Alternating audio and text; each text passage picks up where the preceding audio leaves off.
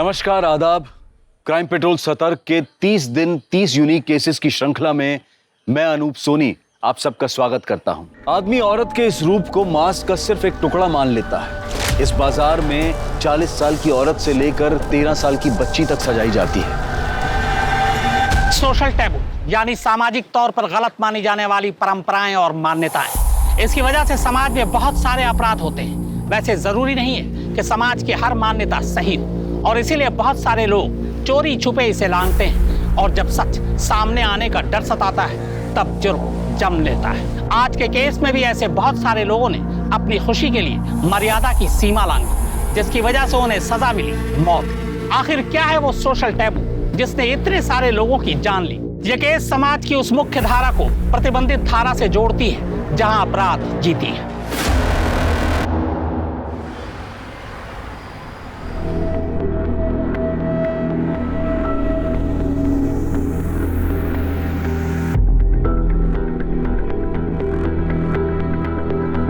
Accountant साहब पूरे दुनिया का हिसाब करते हैं, मेरा हिसाब कब करेंगे?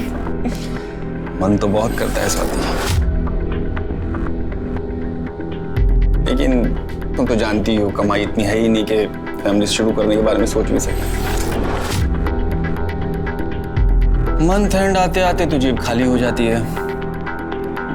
बस एक अच्छी सी परमानेंट जॉब मिल जाएगी ना, फिर ये टेंशन खत्म हो जाएगी। राजीव, कहते हैं भगवान जिसे पैदा करता है उसका खाने का इंतजाम भी कर देता है, और क्या पता उसके आते ही हमारी किस्मत बदल जाए। ख्याल तो बहुत अच्छा है, लेकिन स्वाति अगर ऐसा नहीं हुआ तो ऐसे उदास मत हो। तो जहाँ इतना सब्र किया है थोड़ा सा सब्र और करो ना। जैसे अच्छी सी जॉब मिल गई ना परमानेंट, फिर देखना मैं कैसे बच्चों की लाइन लगाता हूँ। क्या नाटक लगा रखा है तूने? हाँ, नहीं खाऊंगी नहीं खाऊंगी, प्यार से समझा रही हूँ, खा ले समझ में नहीं आ रहा, दिमाग खराब करके रखा है। एक कान के नीचे दूंगी ना, नहीं गिर जाएगी। क्या कर रही है तू ये? अरे बच्चे के चेहरे पे दाग आ गया ना तो कोई उसे हाथ भी नहीं लगाएगा। अरे तो आप ही बताओ क्या करूं मैं? शहजादी बनी बैठी है, कल से एक निवाला नहीं खाया इसने, बोलती मैं कुछ खाऊंगी नहीं, यहाँ रहूंगी नहीं। तो मैं बात करती हूँ।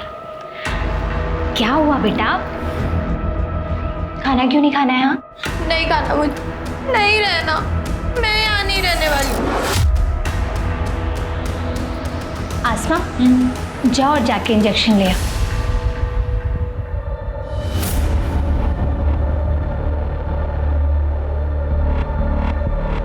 ले आई तो इंजेक्शन बुलबुल को लगा दे। नहीं इंजेक्शन नहीं, इंजेक्शन नहीं। अच्छा ठीक है, अगर इंजेक्शन नहीं लगवाना है तो खाना खाना पड़ेगा, वरना इंजेक्शन तो इसलिए अब ये 10 मिनट में पूरी प्लेट खा ली।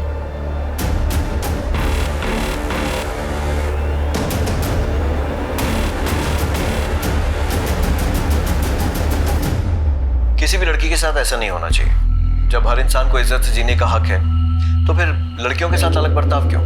आप सब जो मुझे देख रहे हैं, सुन रहे हैं, आपसे सिर्फ एक ही बात कहना चाहूंगा कि अगर आपके पास कोई जानकारी है कि किसी लड़की या महिला को देह व्यापार में धकेला जा रहा है, या फिर आप खुद लड़की या महिला हैं जिनके साथ ये अत्याचार हो रहा है, तो आप मुझे 4440645654 पर कांटेक्ट कर सकते हैं, और मैं और मेरी टीम आपकी मदद करने की पूरी कोशिश करेंगे। आपको इस दलदल से बाहर निकालेंगे। नंबर एक बार फिर से नोट कर लीजिए, 44406। ए चल धंधे पे लगो, कोई फरिश्ता नहीं आने वाला बचाने।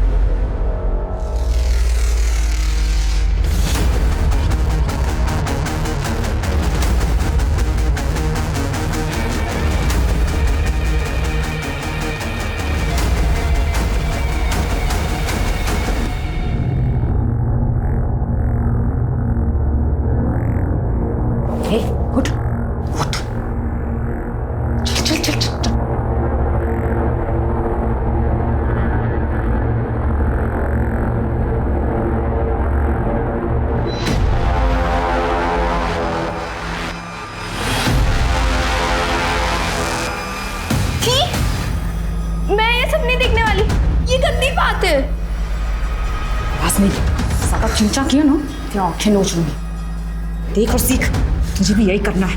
कस्टमर खुश होकर जाना चाहिए।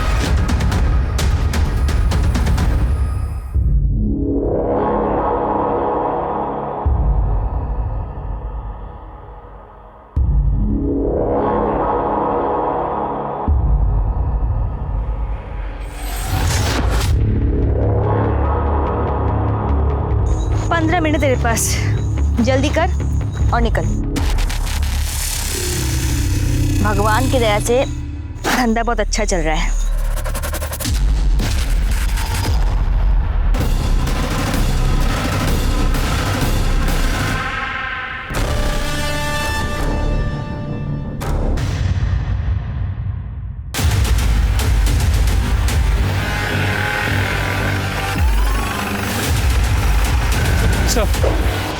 इस तरफ सर, या संभाल सर। ये गाँव वाला यहाँ हल्का होने आया, इसने बॉडी को देखकर हमें इन्फॉर्म कर दिया।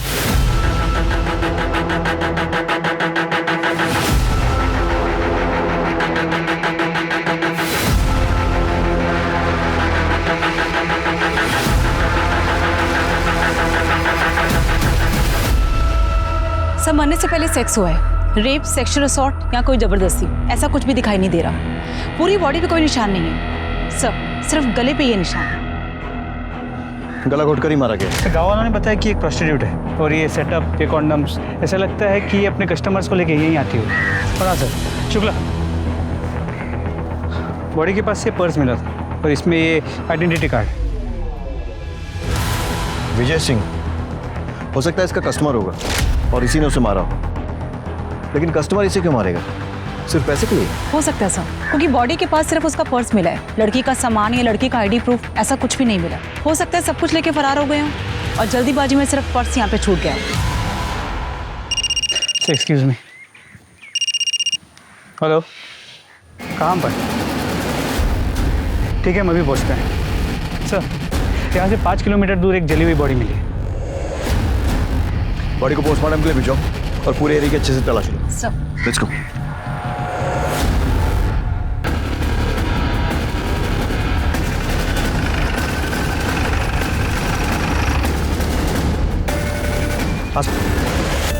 सर, बॉडी तो पूरी तरह जल चुकी है।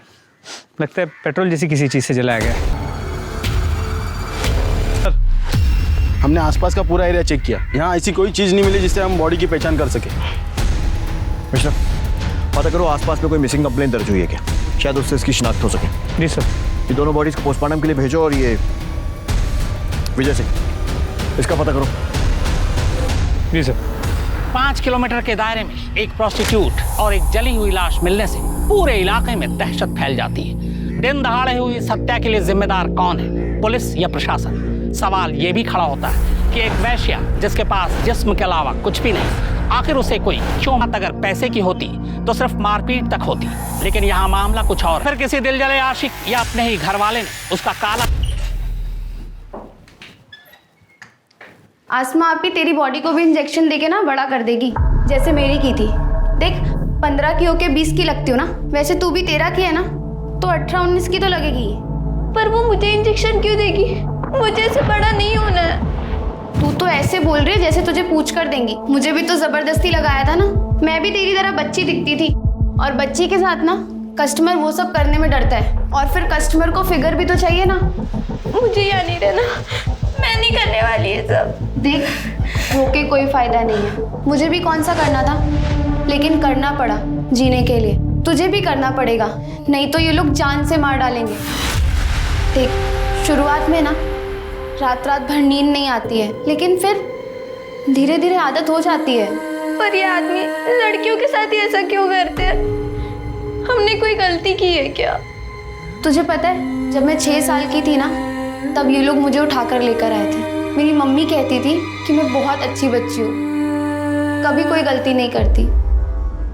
फिर पता नहीं मैंने क्या गलती की जो। आपने कोई गलती नहीं की है। नहीं मैंने की है। हम यहाँ नहीं रहेंगे, भाग जाएंगे यहाँ से। ये निशान देख रही है?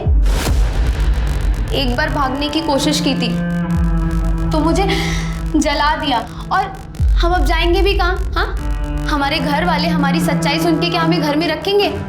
कभी नहीं रखेंगे बुलबुल।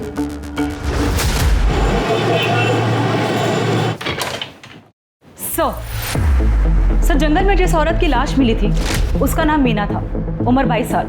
15 साल की उम्र से इसी डिस्ट्रिक्ट में अलग अलग जगह में प्रोस्टिट्यूशन का काम कर रही थी ताकि पकड़ी ना जाए, पर 2 बार अरेस्ट हो चुकी है। हमारे पास उसके रिकॉर्ड्स भी हैं। और उसकी फैमिली, उनका कोई रिकॉर्ड? सर नहीं, उसका अभी तक असली नाम भी पता नहीं चला, तो फैमिली का कहाँ से पता चलेगा? पता नहीं इस धंधे में कब से है। फैमिली होगी भी तो सामने नहीं आएगी, क्योंकि उन्हें उसकी मौत के दुख से ज़्यादा अपनी झूठी इज्जत की चिंता होगी। सर मीना मर्डर केस में सस्पेक्ट विजय सिंह के बारे में पता किया। टेम्पो ड्राइवर है, विशाल नगर स्लम में रहता है। पड़ोसियों ने बताया कि करीब 1 साल पहले उसकी बीवी की मौत हो गई, जिसके बाद से वो प्रोस्टिट्यूट्स के पास जाने लगा। कभी कभी उन्हें घर भी ले आता था, जिस वजह से मोहल्ले में झगड़े भी होते थे। मतलब पॉसिबिलिटी है कि शायद मर्डर उसी ने किया। इसका कोई आता पता? सर हम पता कर रहे हैं। पड़ोसियों ने बताया कि विजय कल टेम्पो लेके निकला तो था, लेकिन वापस नहीं आया। उसके बाद किसी ने विजय को नहीं देखा। उसका फ़ोन नंबर मिला है, लेकिन कंटिन्यूसली स्विच ऑफ आ रहा है। मतलब ये हो सकता है कि मर्डर करने के बाद वो फरार हो जाए। मिश्रा, इस विजय सिंह और उसका टेम्पो दोनों के लिए बोलो जारी करवाओ। जी सर। और वो जली हुई लाश जो मिली, उसकी कोई शिनाख्त? सर वो एक मीडियम हाइट के आदमी की। इस डिस्क्रिप्शन से मैच करता हुआ कोई भी मिसिंग कंप्लेंट पिछले 1 हफ्ते में रजिस्टर नहीं हुआ है।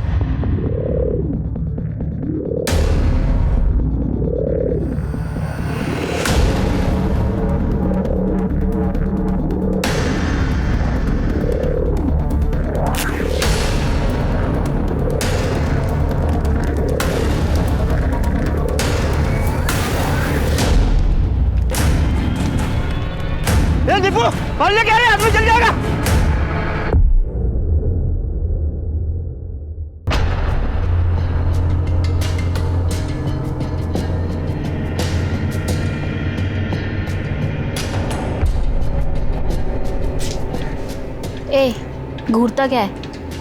चाहिए तो माल ढीला कर। एक बार का कितना? 1000 फाइनल? देता है तो बोल, वरना मेरा टाइम खराब मत कर। निकल यहाँ से। चल मेरे राजा, चल शुरू हो जा। अबे कितना घूरेगा, शुरू हो जा राजा। गले पे मार्क्स के अलावा बॉडी पे कहीं चोट, खरोच या स्ट्रगल के निशान नहीं मिले। सेक्स हुआ है, सीमेंट ट्रेसेस भी मिले, लेकिन सर रेप या सेक्सुअल असॉल्ट जैसा कुछ साबित नहीं हो रहा। मिश्रा, इस विजय सिंह के घर से उसके डीएनए सैंपल लो और इस सीमेंट के साथ मैच करो। जी सर। इसके टेम्पो का कुछ पता चला? सर हम पता कर रहे हैं, लेकिन अब तक कोई इन्फॉर्मेशन नहीं मिली।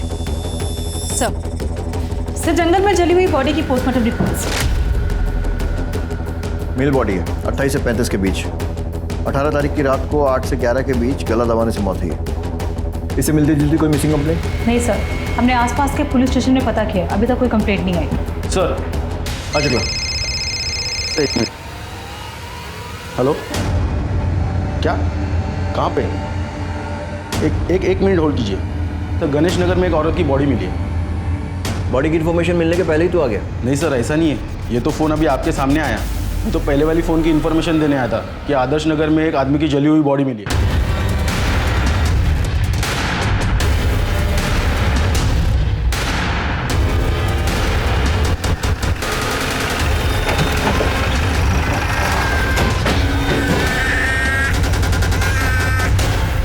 बच्चे को संभालिए। आस पड़ोस में पूछताछ करो, देखो किसी ने कुछ देखा है क्या।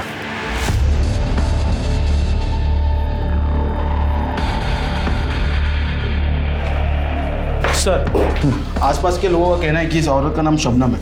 ये इस एरिया में धंधा करती थी सर। इन लोगों ने कई बार इसकी कंप्लेंट भी की है सर, लेकिन ये इसके बाद भी इस कमरे में कस्टमर बुलाती थी।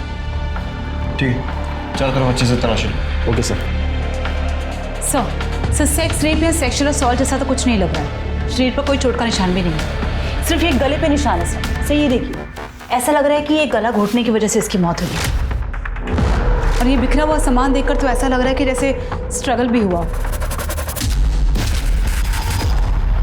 कौन है ये जो ये ऑलरेडी मजबूर और सताई हुई औरतों के साथ ऐसा कर रहा है?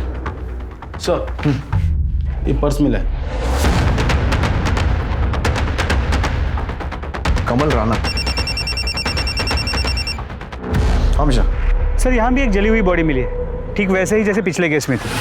इसे भी पेट्रोल डाल के जलाया गया। ठीक है, मैं पहुंचता हूँ।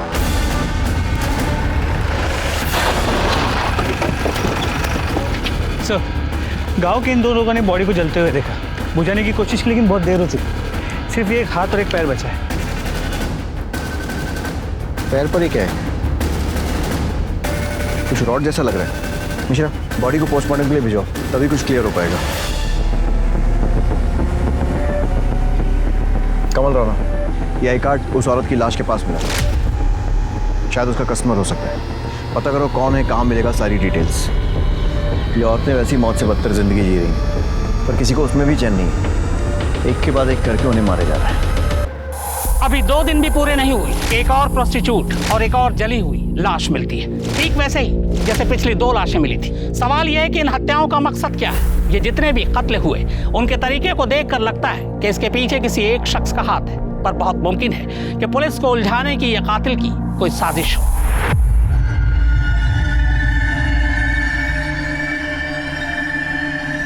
बुलबुल, बुलबुल, बुलबुल, बुलबुल, कहाँ जा रही है? दरवाजा खोल। हाँ, मैं आसपास कहाँ मार रही हो तुम लोग? अरे कोई पकड़ो उसे।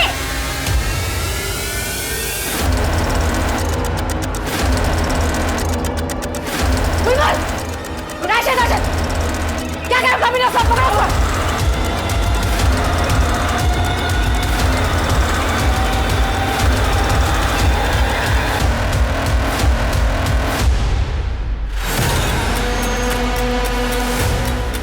बुलबुल, अपने आप से बाहर आ जा। आपा तेरे को जान से मार देगी। है बुलबुल, सब देखते हैं।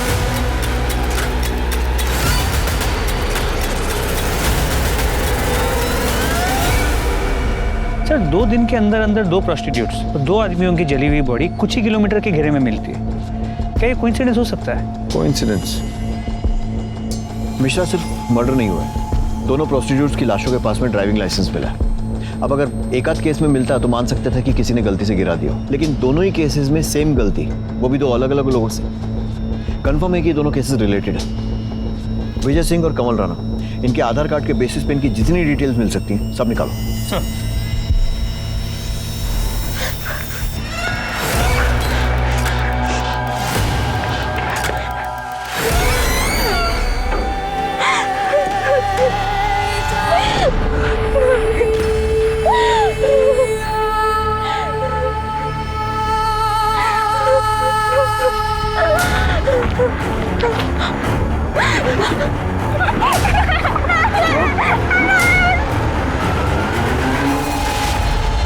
सुनिए, अभी निकलना जरूरी है क्या?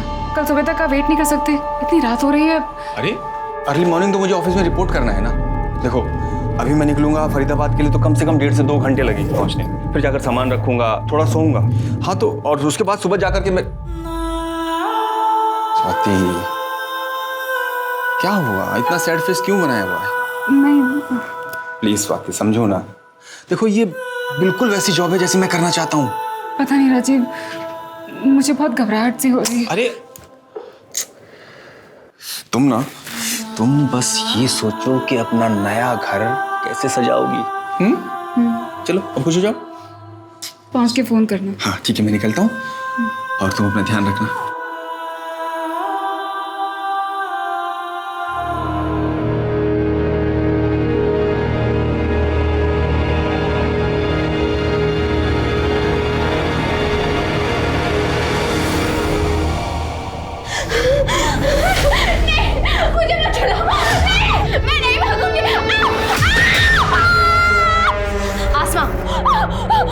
अभी के लिए रहने दे। अभी तो तुझे छोड़ रही हूँ। अगली बार तूने भागने की कोशिश करी ना तो जिंदा जला दूंगी तुझे। आसमा, इसे ना हर 2 दिन में इंजेक्शन लगा और बैठा इसे धंधे पे।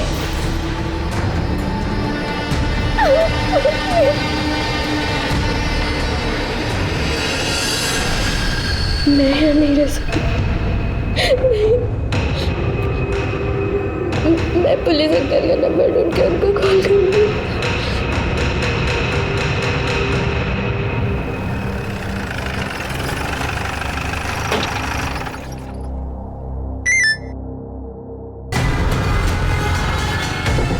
विशा, याद आओ, टीम निकालो, लड़की को रेस्क्यू करने जाना है, जल्दी चलो।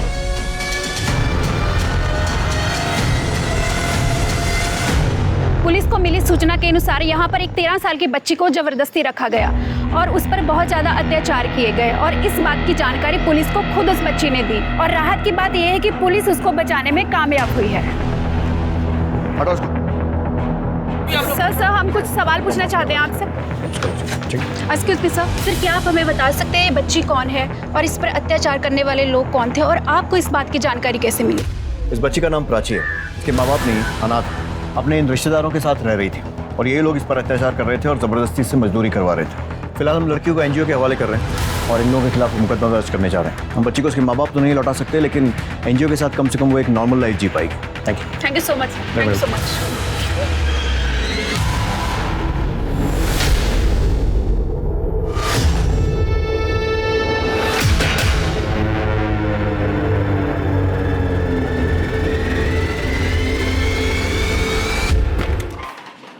सर, विजय सिंह के आधार कार्ड से तो कोई लीड नहीं मिली, लेकिन कमल राणा के आधार कार्ड से उसकी फैमिली की डिटेल्स मिल गई। उन्हें कांटेक्ट किया तो उन्होंने कहा कि उसके लेफ्ट पाँव में स्टील की रॉड थी और हमें जो जली हुई डेड बॉडी मिली उसके लेफ्ट पाँव में भी स्टील की रॉड। मतलब ये हो सकता है कि वो लाश कमल की हो। मिश्रा, कमल की फैमिली से कांटेक्ट करके उसका डीएनए सैंपल लो और उस जली हुई बॉडी के साथ मैच करो। सर,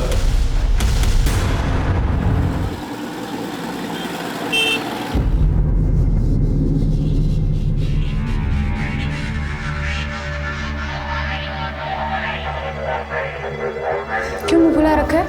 भगवान ने इतनी सुंदर शक्ल दी है, थोड़ा मुस्कुरा। आज तेरी बड़ी रात है, आज से तू भी काम पे लगने वाली है। बाहर तेरा ग्राहक बैठा है, आजा उसे खुश कर। अबे तो पहली बार आया है ना, इसलिए तुझे ऐसा लग रहा है। टेंशन मत ले, तुझे बहुत मजा आने वाला है। और ये पुलिस वुलिस ना जुबेदा मैडम के जेब में होती है भाई।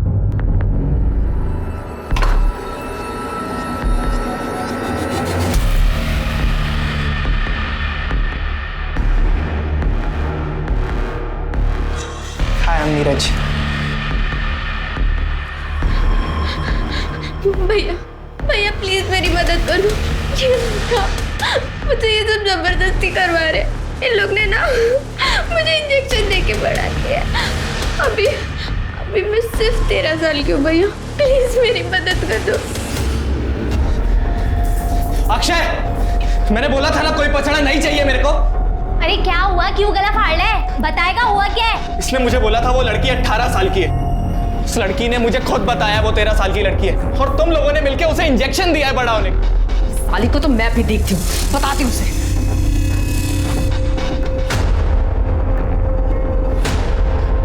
जुबेदा, ये फिर भाग गई। तो क्या यह तय था कि इन मर्डर्स को अंजाम देने वाला कोई सीरियल किलर ही था, जो जानबूझकर देह व्यापार करने वाली औरतों के पास उनके आखिरी कस्टमर का आईडी कार्ड प्लेस करता था, ताकि पुलिस मर्डर के इल्जाम में एक ऐसे मुजरिम की तलाश करे जो खुद शिकार था और कभी हाथ नहीं लगने वाला था, और वो इसलिए क्योंकि उसे जलाया जा चुका था। और अगर ये सच था तो ऐसा खेल रचने वाला कौन हो सकता था? मम्मी प्लीज मेरी मदद करो। मम्मी मैं कहाँ जाऊँ? मम्मी प्लीज वापस आ जाओ, प्लीज आप वापस।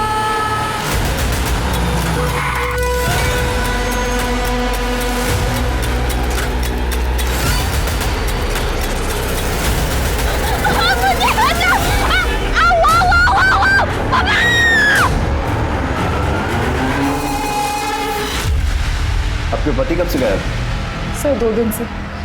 21 तारीख की रात 11 बजे वो ये कहकर निकले थे कि वो फरीदाबाद जा रहे हैं। अगले दिन 10 बजे उनको ऑफिस में रिपोर्ट करना था, तो उसके बाद से उनका कोई अता पता ही नहीं सर। उनका फ़ोन भी स्विच ऑफ आ रहा है। आपने ऑफिस में पता किया? सर उनकी जॉब अभी लगी थी, वो ज्वाइन करने जा ही रहे थे, इसलिए मुझे ज़्यादा कुछ पता नहीं है। उसी भी जल्दबाजी में निकल गए। ऑफिस का नाम, कंपनी का एड्रेस कुछ पूछ नहीं पाए सर। उनकी किसी से दुश्मनी या फिर हाल फिलहाल में कोई झगड़ा? नहीं सर, कोई दुश्मनी, कोई झगड़ा नहीं। कोई अफेयर? बिल्कुल नहीं सर, हमारी लव मैरिज है। 1 साल पहले ही हमारी शादी हुई है। ठीक है, आप इनके पास अपनी सारी डिटेल्स लिखवा दीजिए, हम जल्द से जल्द आपके पति को ढूंढने की कोशिश करेंगे। चलिए। 6 हेलो।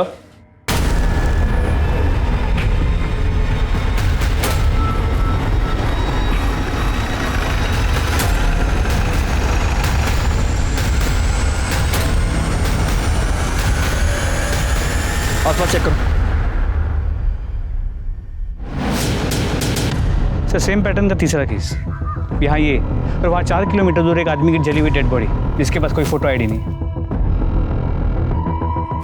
सर ये पर्स मिला है।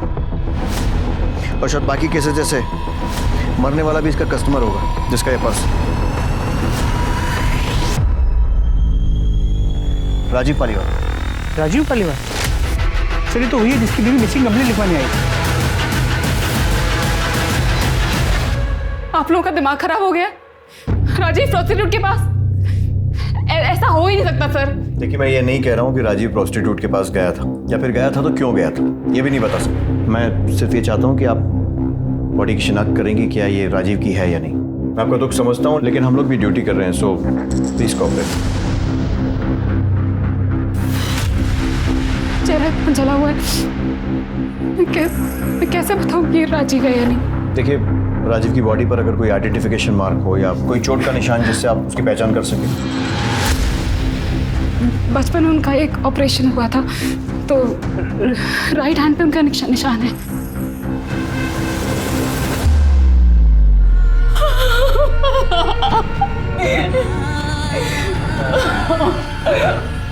राजीव की फैमिली में और कौन कौन है? कोई नहीं है सर। कोई तो होगा। होगा भी तो मुझे नहीं बताया सर, मुझे नहीं पता।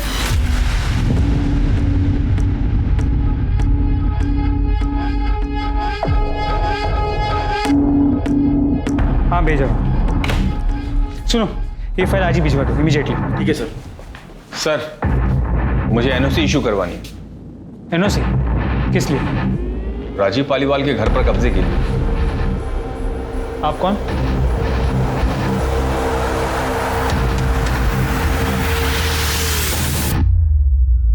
रवि पालीवाल? जी सर, रवि पालीवाल, राजीव पालीवाल का जुड़वा भाई। सर न्यूज़पेपर में पढ़ा कि राजीव का मर्डर हो गया है, इसलिए मैं चाहता हूं उसके घर की एनओसी इशू कर दी जाए ताकि ऐसे ही कोई उसके घर पे कब्जा ना कर ले। सर ये हमारे बर्थ सर्टिफिकेट्स और राशन कार्ड वगैरह ज़रूरी दस्तावेज आप चेक कर लीजिए सर। अब उसके जाने के बाद इकलौता वारिस मैं ही हूँ सर।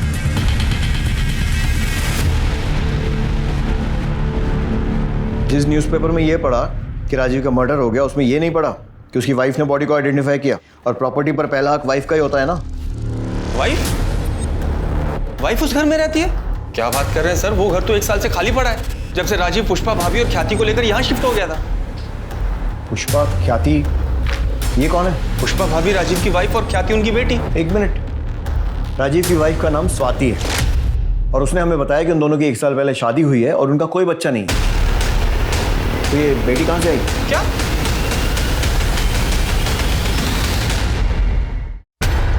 सर 1 साल पहले हमारी शादी हुई थी, ये रहा उसका प्रूफ।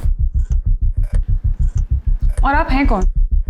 आप कौन है मतलब राजीव ने मुझे कभी नहीं बताया कि उनका कोई जुड़ा भाई भी है, ना ये बताया कि उनकी पहली शादी हुई है जिससे उनकी बेटी भी है। ये बात तो मैं भी आपके बारे में बोल सकता हूँ, क्योंकि राजीव ने मुझे भी कभी नहीं बताया कि उसने कोई दूसरी शादी भी कर रखी है। मेरे लिए तो पुष्पा भाभी उनकी वाइफ है और ख्याति उनकी बेटी, जिनसे मैं 6 साल पहले मिला था। तब ख्याति बहुत छोटी थी, अब तो कुछ 12-13 साल की होगी सर। क्या बकवास कर रहे हैं आप? जिस घर में शिफ्ट हुए हमें 1 साल भी नहीं हुआ, उस घर में आप उनसे 6 साल पहले मिल चुके हैं। मैं आपके घर की बात नहीं कर रहा हूँ सर, मैं हमारे फरीदाबाद वाले घर की बात कर रहा हूँ।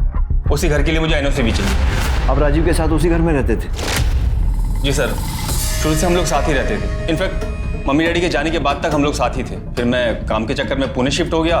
मुझे याद है करीब 2 साल बाद राजीव ने शादी की थी। मैं शादी में भी नहीं आ पाया था सर, काम बहुत ज़्यादा था। तो अभी 6 साल पहले मैं पुष्पा भाभी और ख्याति से पहली बार मिला था। ये झूठ बोल रहे हैं सर। अगर सच होता तो राजीव ने मुझे बताया होता। सर मैं कोई बहस नहीं करना चाहता हूँ सर, आप डॉक्यूमेंट्स देख लीजिए, सब सच और झूठ पता लग जाएगा। जब राजीव और मैं पैदा हुए तो हमारे हाथ जुड़े हुए थे, बाद में ऑपरेशन करके अलग किया गया, निशान आज तक है।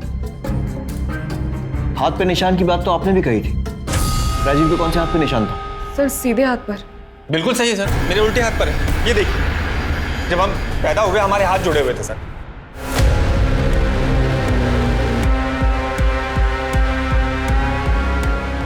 स्वाति जी आपका दुख समझते हैं, लेकिन इनके डॉक्यूमेंट से तो ऐसे ही लग रहा है कि ये सही बोल रहे हैं। और वैसे अगर आप ध्यान से देखें, मूंछ लगाकर ये हूबहू राजीव जैसे ही दिखते हैं।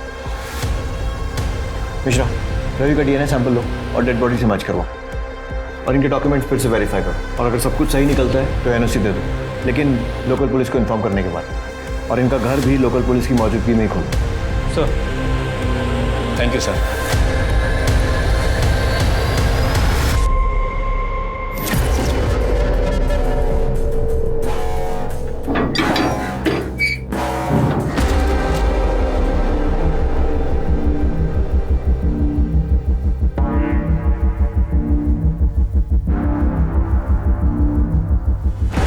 गुप्ता,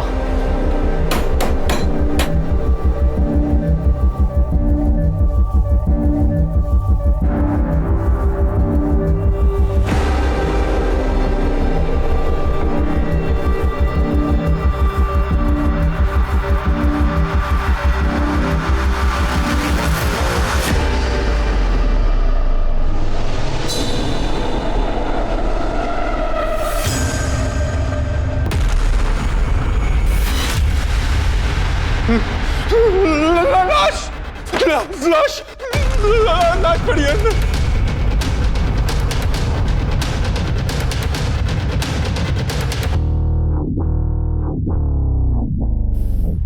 गुप्ता, पूरा घर चेक करो।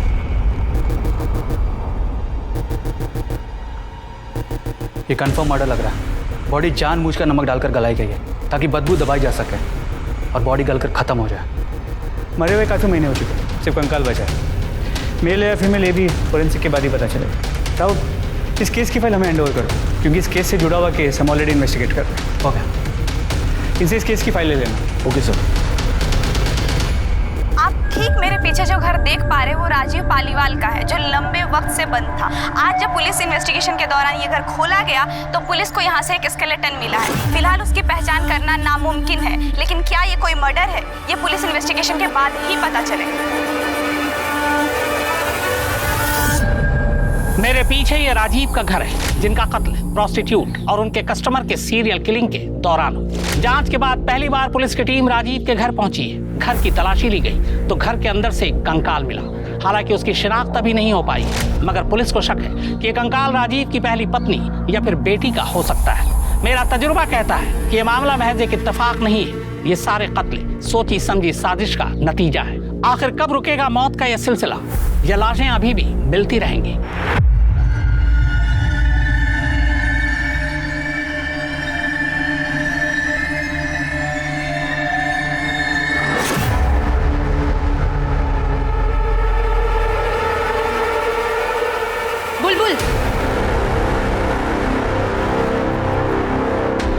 बुलबुल, कल जरा सज धज के तैयार रहना, तेरी नथ उतारने का दिन आ गया। और इस बार मैं स्कूल का कोई छोटा बच्चा नहीं, पैसे वाला बड़ा आदमी आ रहा है। अगर कोई भी तमाशा करने की कोशिश करी ना तो तेरी जान ले लूंगी। आप बता सकती हैं मरने वाला कौन हो सकता है? सर मैं कैसे बता सकती हूँ? मुझे तो ये भी नहीं पता था कि राजीव की फैमिली भी है। पता नहीं था या बताना नहीं चाहती? सर मेरा विश्वास कीजिए सर, मैं सच बोल रही हूँ। आपके लिए सिर्फ एक केस होगा, पर मेरे लिए तो मेरी पूरी दुनिया उजड़ गई है सर। मैं बिलीव ही नहीं कर पा रही हूँ कि राजीव मेरे साथ ऐसा कैसे कर सकता है। अगर वो मेरे सामने होते तो मैं उनसे पूछती सर ऐसा क्यों की। ठीक, जा सकते हैं। दामिनी सर, ये रवि का जुड़वा वाला एंगल चेक करो।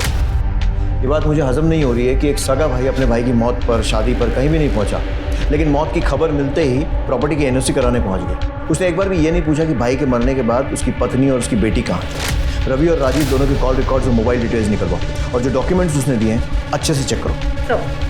सर मैंने राजीव के फरीदाबाद वाले घर के पड़ोसियों से पूछताछ की। उन्होंने कहा कि राजीव अपनी पहली बीवी पुष्पा और बेटी ख्याति के साथ उसी घर में रहता, पर करीब 1 साल पहले अपनी बीवी और बच्ची को लेकर अचानक से कहीं गायब हो गया।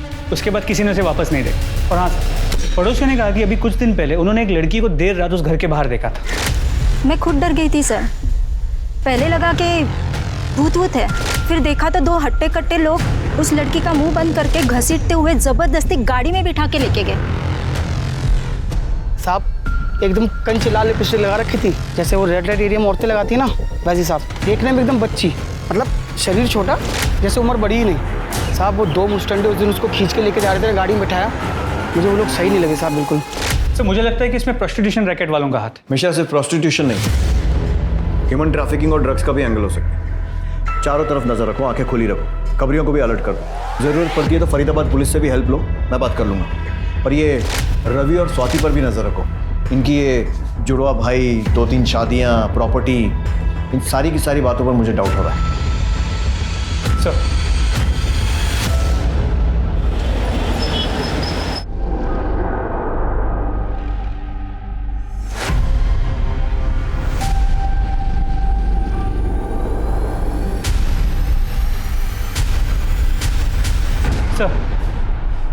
सर झिलमिल के बॉडी पे मिले सीमेन का डीएनए उसकी बॉडी से 4 किलोमीटर दूर जो जली हुई बॉडी मिली थी उसके डीएनए से मैच करता है, लेकिन सर वो डीएनए रवि के डीएनए से मैच नहीं करता। इसका मतलब वो लाश राजीव की नहीं है और राजीव का पर्स वहां पर जानबूझकर हमें गुमराह करने के लिए डाला गया था। लेकिन अगर ये भी सीरियल किलर का काम है तो वो ऐसा क्यों करेगा, जबकि पिछले दोनों केसेस में उसने ऐसा नहीं किया था। तो फिर कौन है ये जो गुमराह करने की कोशिश कर रहा है?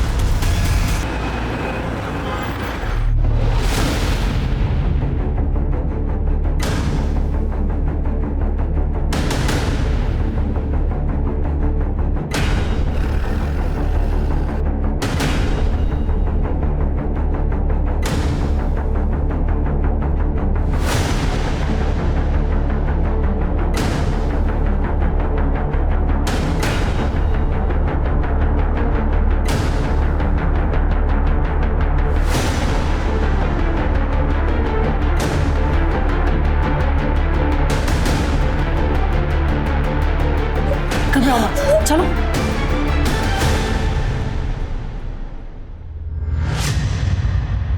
घबराओ मत, हम हैं तुम्हारे साथ। क्या नाम है तुम्हारा? ख्याति।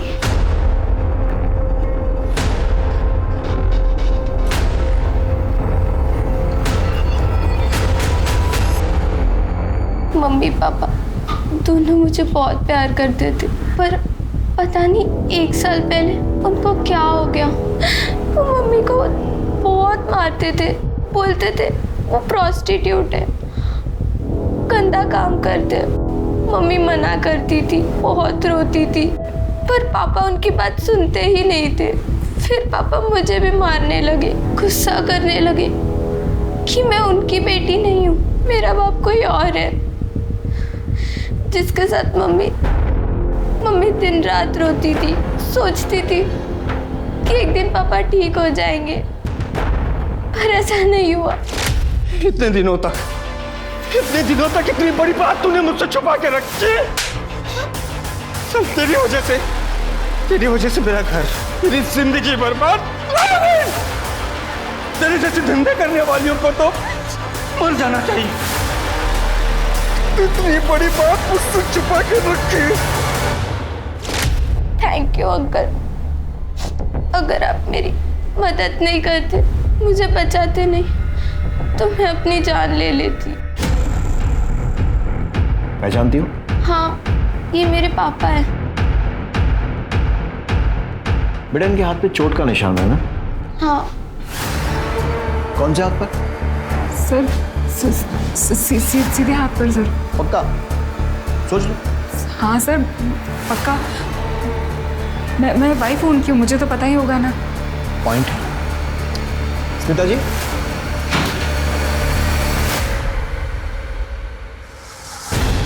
ये बेटी है राजीव की। आपकी शादी को 1 साल हुआ होगा, लेकिन इसने अपने बाप को बचपन से देखा और इसका कहना है कि उसके दाएं नहीं बाएं हाथ पर निशान है ना बेटा? हाँ अंकल, पापा के सीधे हाथ पर नहीं, उल्टे हाथ पर निशान है।